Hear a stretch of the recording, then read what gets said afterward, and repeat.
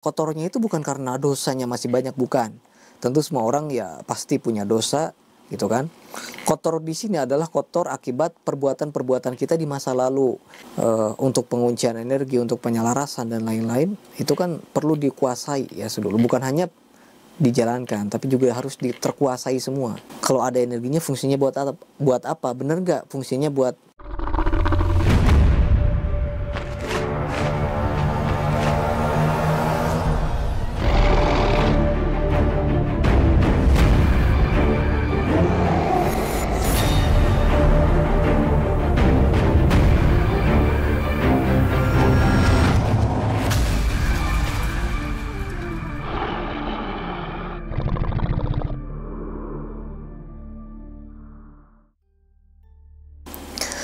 Assalamualaikum warahmatullahi wabarakatuh.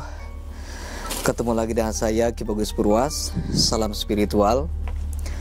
Apa kabar sedulur semua? Semoga semuanya selalu dalam keadaan sehat walafiat dan selalu diberikan rezeki yang banyak oleh Allah Subhanahu wa taala. Amin ya Allah ya rabbal alamin. Jadi sedulur, pada kesempatan kali ini saya kembali lagi hadir untuk menemani sedulur semua ya. Kita akan kembali lagi membahas tentang dunia spiritual, dunia supranatural, dan dunia ilmu kegoiban. Jadi sedulur, yang akan saya bahas kali ini adalah tentang produk ya, tentang produk spiritual atau piranti, atau sarana atau syariat spiritual. Yang mana di zaman yang sekarang ini banyak sekali ahli-ahli spiritual, ahli hikmah, ahli supranatural yang mengempakkan sayapnya ya di dunia spiritual ini, yang mana mereka itu menciptakan berbagai macam produk spiritual atau piranti spiritual. Nah, kemudian mereka itu memaharkannya di media sosial. Banyak ya yang banyak yang sudah berkecimpung di dalam dunia spiritual itu banyak. Dan banyak juga para pemahar-pemahar juga yang mungkin ya memilah mana yang bagus, mana yang menurut dia itu istilahnya itu serg gitu atau pas di hati mereka gitu. Itu adalah hal yang wajar. Itu ya memang harusnya seperti itu. Kita harus mencari orang-orang atau guru-guru spiritual atau pencipta produk spiritual yang memang ya sudah banyak yang berhasil juga. Yang pertama itu ya, yang terus ya ibaratnya bisa dijadikan sebagai panutan begitu. Nah, orang-orang yang seperti itu tentu ya sangat dibutuhkan untuk kita semua, untuk membimbing jalan kehidupan kita. Dan tentu saja kan setiap kita yang mencari berbagai macam piranti, kebutuhan di dalam kehidupan kita kan, seperti ada yang mencari untuk pelarisan, mencari untuk penundukan, untuk memperlancar segala urusan dan lain-lain. Tentu kan semua orang kan pengen ya usahanya itu selalu diberikan kelancaran, urusannya selalu diberikan kelancaran, dan mereka mengambil jalur supranatural atau ilmu hikmah atau kepada guru-guru spiritual tersebut. Nah, namun tidak sedikit juga banyak orang-orang yang salah dalam mencari atau memilih seorang spiritual, karena di zaman sekarang ini banyak ahli-ahli spiritual yang istilahnya itu hanya sebagai topeng gitu kan, tapi tetap di belakangnya itu ya dia itu penipu. Karena banyak produk-produk itu yang dia jual itu ternyata produknya itu kosong, nggak ada isinya, tapi dia jual dengan harga yang selangit begitu. Banyak yang seperti itu, maka itu harus berhati-hati ya sedulur. Nah, yang jadi pertanyaannya itu adalah, jadi ada seseorang yang mempelajari banyak keilmuan, memaharkan berbagai macam produk spiritual, tapi dia tidak merasakan efeknya atau tidak merasakan manfaatnya gitu sedulur.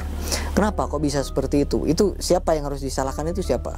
Apakah orang yang membuat produknya atau siapa yang harus disalahkan gitu? Jadi sedulur, sebenarnya banyak ya orang-orang yang bisa menciptakan produk spiritual, tapi tidak semua produk spiritual yang dia ciptakan itu bisa ampuh gitu kan, bisa tajrib. Karena kan tergantung jam terbangnya juga gitu, tergantung dari pengalaman atau pengetahuan dari orang yang membuatnya juga. Anak kecil juga bisa membuat produk spiritual, bisa. Cuma ya itu tadi, tentu kan kalau pengalamannya lebih panjang, terus jam terbang yang lebih panjang juga, itu akan menentukan sebuah hasilnya juga sedulur.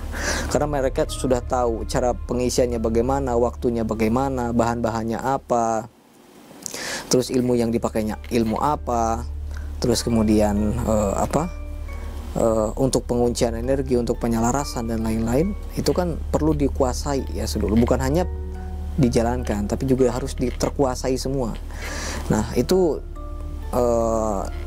semua itu dihasilkan dari pengalaman ya saudara, dari pengalaman orang-orang yang telah melalui banyak kegagalan yang akhirnya menjadi berhasil begitu.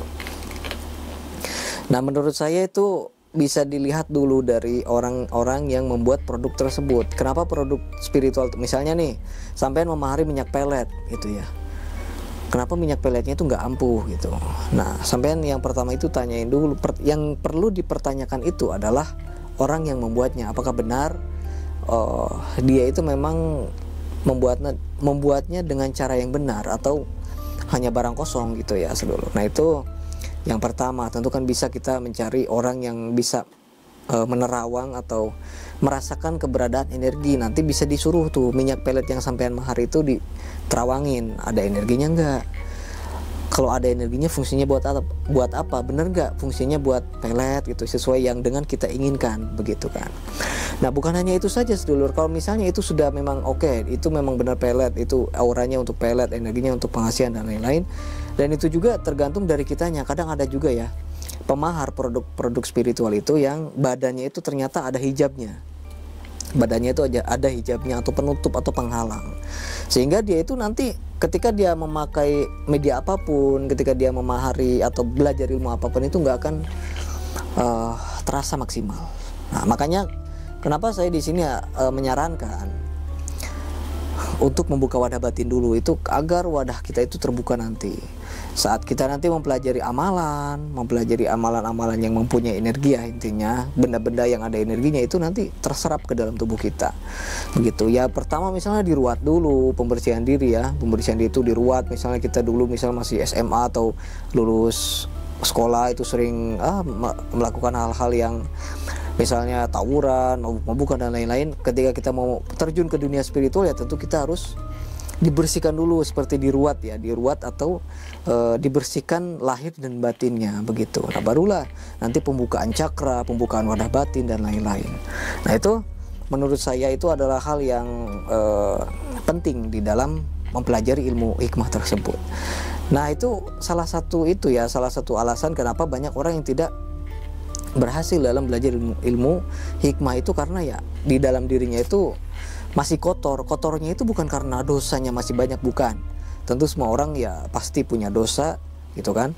Kotor di sini adalah kotor akibat perbuatan-perbuatan kita di masa lalu. Misalnya kita sering berbuat hal-hal yang kezoliman gitu ya. Kita pernah iri hati, pernah zolim kepada orang lain, pernah jahat kepada orang lain. Maka itu akan menjadikan energi negatif, energi penghalang di dalam diri kita. Nah itu yang perlu dibersihkan, itu perbuatan-perbuatan kita itu.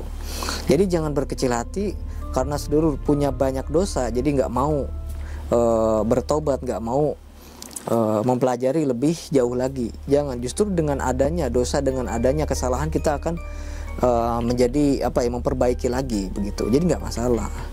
Nah ketika kita badannya sudah bersih, ketika kita sudah terbuka kebatinan di dalam diri kita, maka kemungkinan itu akan bisa meningkatkan tingkat ketajriban dari media, dari amalan-amalan yang kita amalkan gitu.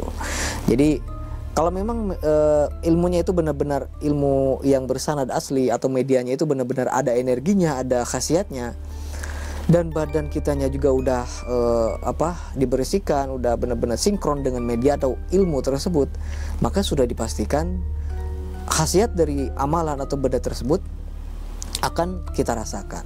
Jadi begitu sedulur. Ya mungkin karena ada lagi faktor yang secara umum seperti contohnya nggak sabaran, kurang yakin, masih ragu dan lain-lain lah, itu menurut saya adalah hal yang wajar. Kadang-kadang meskipun kita masih ragu, tapi energi di suatu benda itu memang sudah kuat, menurut saya masih bisa bereaksi meskipun masih ragu. Tapi beda dengan halnya ketika kita masih ada hijabnya atau masih ada penghalangnya, sehingga energi dari ilmu, energi dari benda tersebut itu nggak mau masuk, nggak mau selaras di dalam diri kita tersebut. Makanya tuh saya selalu menyarankan wadah batin dulu, kapsul wadah batin dulu, dibersihin dulu, hijabnya dibuka dulu semuanya begitu. Nah jadi itu pembahasan pada video kali ini, semoga bermanfaat. Saya Ki Bagus Purwas. Assalamualaikum warahmatullahi wabarakatuh.